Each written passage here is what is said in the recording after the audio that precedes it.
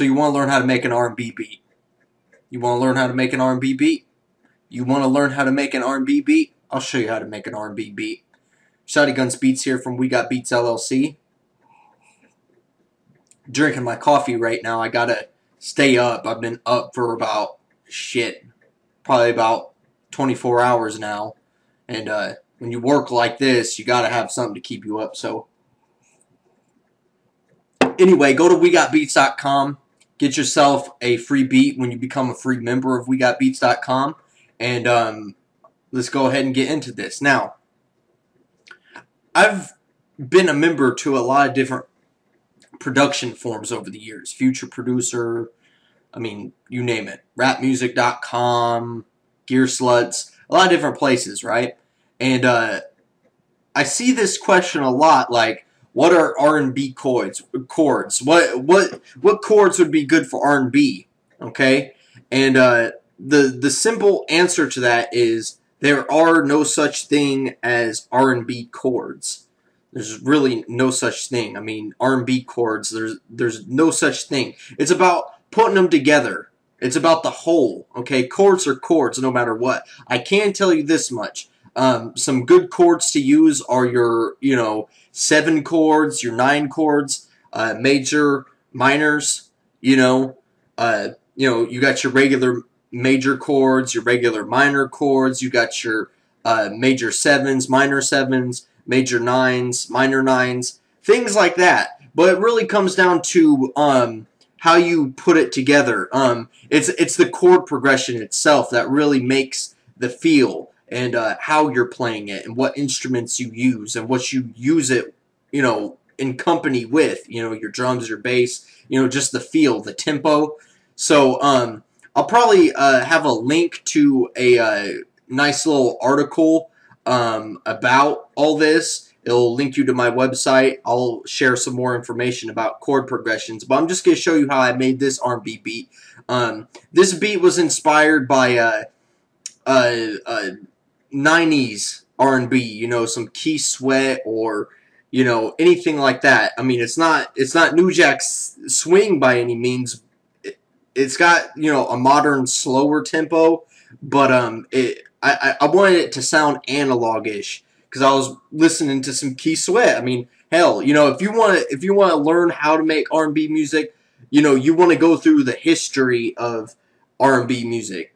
Pick up Berry Gordy's biography. I mean, that's a crucial insight to how the music industry works anyway.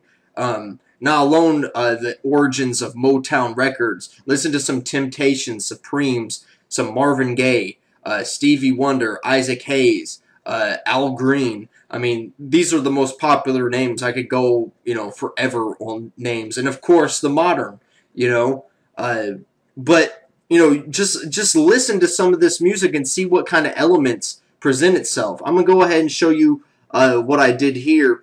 This beat was made with Nexus and Contact and some of my personal drum kits that I make. Okay, so if you're a producer out there that's needing some banging drum kits, go to WeGotDrums.com. The site ain't ready yet, but if you go there, you can put your name and email address in there. And I'll send you updates to let you know when it's ready. But these kits are amazing. So anyway, this is the beat I made. I started off with this string pattern right here on pattern 1. It's from Contact. These are major 13 chords right here. Okay, it goes into a F sharp to a C sharp. Very simple. Okay, I didn't get too incredible with this. I had beats where I did like a piano pattern that goes on for 32 bars, which is 16 bars, and it switches up and does all these different types of shit. But this is very simple, just some major 13 chords and a lead. So I'm going to go ahead and share with you what that sounds like. We got beats! We got beats! We got beats! We got beats!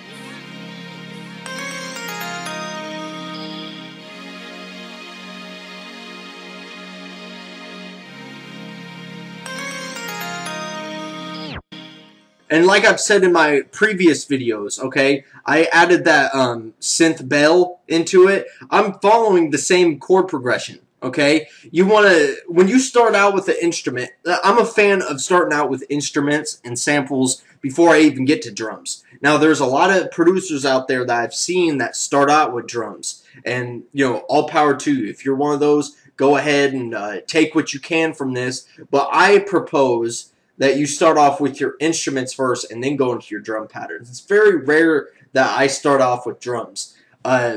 But what you see me doing here in a lot of my other videos, in a lot of my other beats, is I go ahead and I follow that same scale of the chords. I have my main chords laid down, so I basically, I make it a rule of thumb to stay inside of that scale. I do venture outside of it. But the main notes I know are going to sound the best when it's accompanied with the same notes of the main melody. That's why you see the bells going like that. It's a nice little transition piece, and it adds to that same 90s feel that I kind of wanted. Now from there, I'm trying to remember because this is kind of an old beat. Like I've said in my other videos, I start off with 8 bars and loop it to 16, and then, I make my intro, chorus, and then verse. I'm trying to remember what I did next. I'll just go by pattern. I don't usually line my patterns up by when I did them, but we'll just do it like that. That's right. Okay, so this is a Nexus piano right there. I included that in, it's just a little extra bonus that I included with the, with R&B, you want to sparkle sounds in there. You really want to only have 3 main instruments running at a time. You don't want to go overboard because, like I said, MCs and singers are going to get on there. So you have to have enough frequency range to allow them to hop on. So it sounds something like this.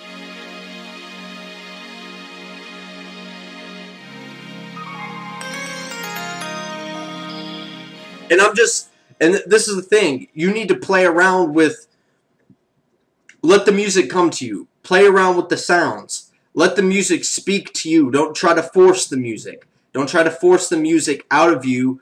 Just let it flow. That's all I can tell you, is just let it flow. So I knew it needed that piano part, and I started, playing some chords. That didn't sound right, and so I did something very simple, and that's what worked. So after that, I believe I might have added drums after that. Now, if you watch my Shaft video, it has that same hi-hat loop in this, and it's got drums that I made. That's the main pattern. What's 12? I don't know. 11? Okay, yeah, 11's the hi-hat pattern. So it sounds something like this now.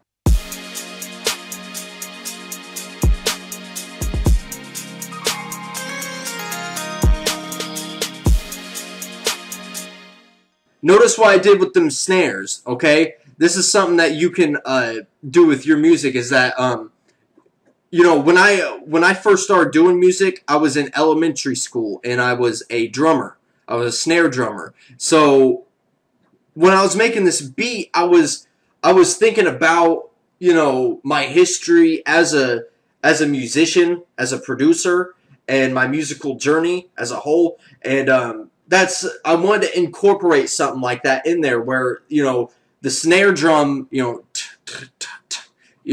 I wanted something like that, and that's what I did with the snare. So it doesn't have to necessarily be them trap snares, that you always hear. Sometimes that's appropriate, sometimes it's not. Right here, I wanted something more natural, something that sounded like a real band playing it. So then I had that. I was like, well, I'm going ahead and adding the bass. So the bass is a real bass, and I just wanted that to really fill up and just, bring up the frequency, take up the mid and low frequencies. So this is what it sounds like now.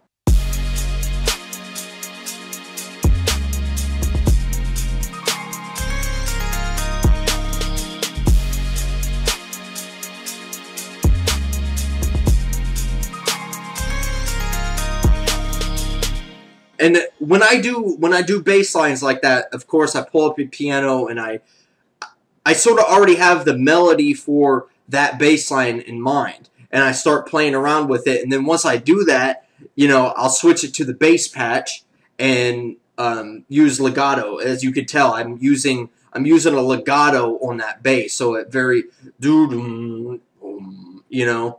So once that was done, I wanted to add a lead for the hook, okay? And this is after I done sequence everything. So I was going through, if I remember right, I was going through leads, different lead patches and Gladiator and a lot of different things that didn't seem appropriate. So I settled on this Contact 5 one.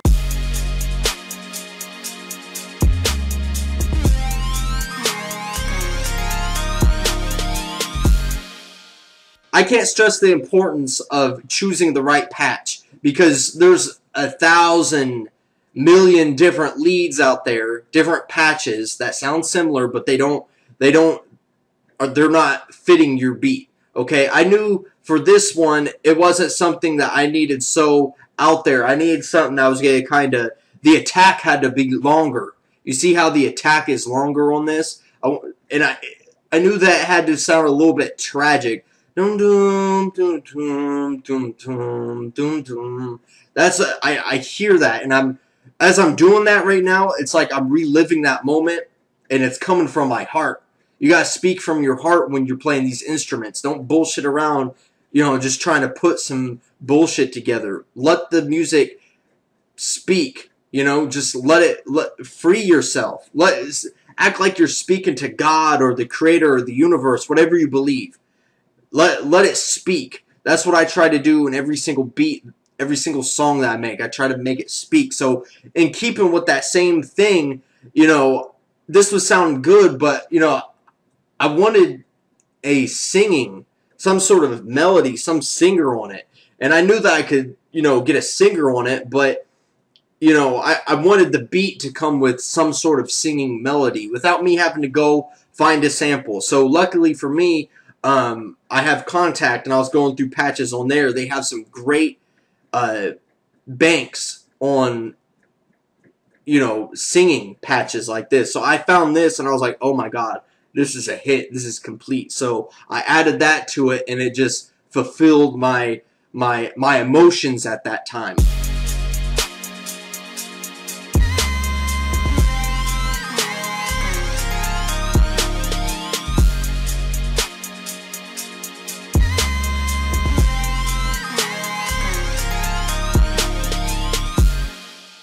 Okay, so that's basically the beat right there. All I can say about R&B beats is you're dealing with passion. I mean, if you ever loved anything or anybody in your life, it has to come out in an R&B beat. The passion, the way you felt about somebody, about how you felt about your woman or your man. Okay, whatever you felt in that moment, I want you to express it in that R&B. If you're making a sad one, think about a heartbreak that you had. You're dealing with passions, a very passionate music, and so you have to be natural when you do that. You have to speak from your own experiences, or people won't believe it. Okay?